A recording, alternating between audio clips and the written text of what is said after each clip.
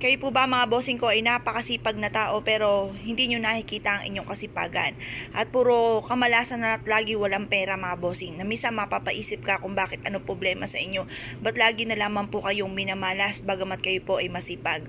Subukan nyo po ito mga bossing dahil nagtataboy ito ng kamalasan lalo na pagdating sa usapin ng pera. Mabisa rin itong panghatak na swerte lalo na sa usapin ng pera. Kung kayo po ay may negosyo, mananaya, mahilig rumakit, mainam na subukan nyo po itong gawin. Ang dahon na ito mga bossing ko ay flakes po ng basil leaves. Ang basil leaves ay isa sa mga pinakamabisang pang-attract ng for abundance. Gamitan din po natin ito ng barya.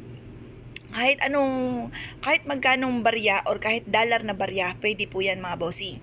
Hugasan nyo lang muna itong mabuti at pagkatapos patuyuan sa sinag po ng araw sa umaga.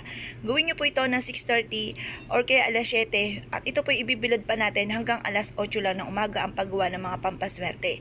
Ang mga oras na yan ay for healing at yan po ay nagbibigay din ng swerte.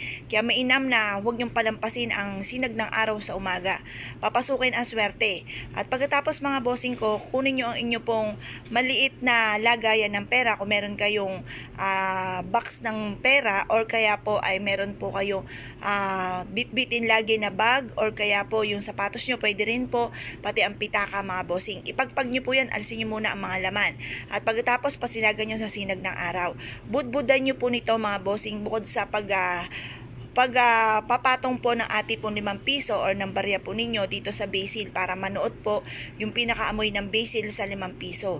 At pagkatapos nito ay pasinagan nyo sa sinag ng araw yung mga nabanggit nga po natin ng bag at wallet at ganda na taguan ng inyong pera. Pwede rin po kung meron kayong kahadihero at ito po ay nabibitbit, pasinagan nyo po yan sa sinag ng araw.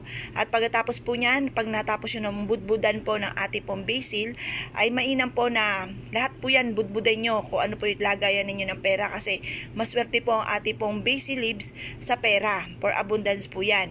Ngayon po mga bossing, isiksik nyo sa inyo pong pitaka, ito pong ating 5 pesos or kaya sa inyo pong bag or kaya pwede rin magawa kayo ng unton at ilagay sa bulsa, bitbitin kahit saan kayo magtungo at susundan kayo ng swerte.